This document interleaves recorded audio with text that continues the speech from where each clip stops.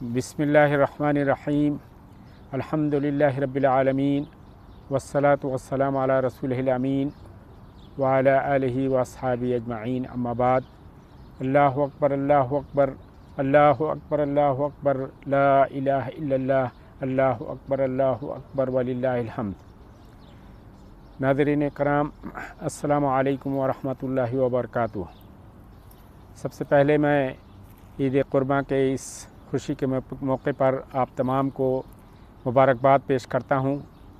میں اللہ رب العزت سے دعا کرتا ہوں کہ اللہ رب العزت ہم سب کو عید قرباں کی خوشیاں نصیب فرمائے۔ سامعین و سامعات اور ناظرین و ناظرات، یہ عید قرباں تمام تر سیدنا ابراہیم علیہ السلام کی سنت میں امت محمدیہ اس عہد کا اعادہ کرتی ہے جو سیدنا ابراہیم علیہ السلام نے اپنی پوری زندگی میں پیش کیا۔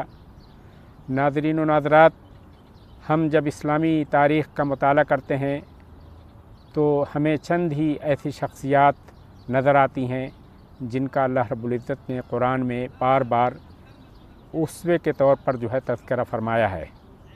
قرآن مجید میں سب سے زیادہ جس نبی کا تذکرہ ہوا ہے وہ سیدنا موسیٰ علیہ السلام ہیں۔ اس کے بعد جس نبی کا سب سے زیادہ تذکرہ ہوا ہے وہ سیدنا ابراہیم علیہ السلام کی شخصیت ہے۔ سیدنا ابراہیم علیہ السلام کی پوری شخصیت وہ ایفائے عہد سے عبارت ہے، اور ان کی شخصیت، ان کا اسوہ ہم سے تقاضا کرتا ہے کہ ہم نے بھی اللہ رب العزت سے ایک عہد کیا ہے، ان اللہ اشتری من المؤمنین انفسهم واموالهم بان لهم الجنہ۔ ہم نے اللہ رب العزت سے جو عہد کیا ہے اس عہد کا تقاضا ہے کہ ہماری زندگیاں تمام تر غلبہ دین کے لیے، اسلام کی اشاعت کے لیے، اللہ کے دین کے فروغ کے لیے لگنی چاہیے۔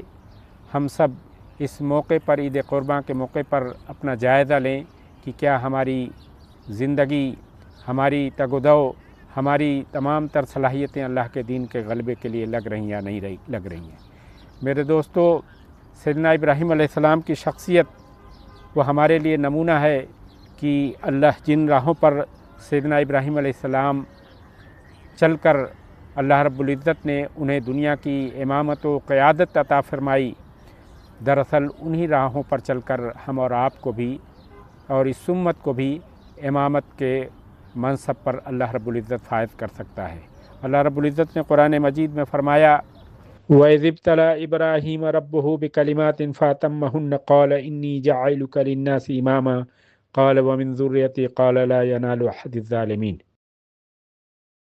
میرے دوستو، اس آیت میں اللہ رب العزت نے فلسفہ قیادت و سیادت کو بتا دیا کہ اگر تمہیں قیادت کے منصب پر فائز ہونا ہے، اگر تمہیں دنیا کی امامت کرنی ہے تو تمہیں قربانیوں کے راستوں پر چلنا ہوگا۔ چنانچہ سیدنا ابراہیم علیہ السلام کی پوری زندگی انہی قربانیوں سے عبارت ہے۔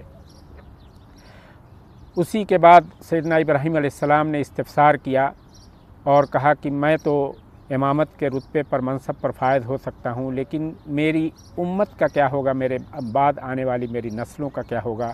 اللہ رب العزت نے فوراً کہا، لا ینال عہد الظالمین، کہ میرا یہ وعدہ ظالمین کے ساتھ نہیں ہے۔ میرے دوستو، اگر ہم اپنی زندگیاں قربانیوں پر گامزن نہ کریں، اگر ہم اپنے آپ کو اسوہ ابراہیمی سے منسلک نہ کریں تو ہم ظالمین میں سے ہیں۔ پھر اللہ رب العزت ہمیں امامت کے منصب پر کیسے فائز کر سکتا ہے؟ سیدنا ابراہیم علیہ السلام کی پوری زندگی حنفیت سے تعبیر تھی۔ قل ان صلاتی و نسخی و محیای و مماتی للہ رب العالمین، میرے زندگی کا مقصد تیرے دین کی سرفرازی، میں اسی لیے مسلمان، میں اسی لیے نمازی۔ تو ہم سب اپنی زندگیوں کا جائزہ لیں اس موقع پر کہ ہماری زندگیاں اللہ کے دین کے غلبے کے لیے، اللہ سے کیے ہوئے وعدے کو پورا کرنے کے لیے، اللہ کے دین کی اشاعت کے لیے لگ رہی ہیں یا نہیں لگ رہی ہیں۔ اگر نہیں لگ رہی ہیں تو اس خوشی کے موقع پر، اس عید قرباں کے موقع پر ہم تجدید عہد کریں کہ انشاءاللہ العظیم ہماری زندگیاں اللہ کے دین کے لیے وقف ہوں گی۔ میں اس خوشی کے موقع پر اللہ رب العزت سے دعا کرتا ہوں کہ اللہ رب العزت اس ملک کے امیر البلاد کو اور سمو ولی العہد کو بھی اللہ رب العزت ان کو درازی عمر عطا کرے، اور ان کو صحت کاملہ عطا فرمائے۔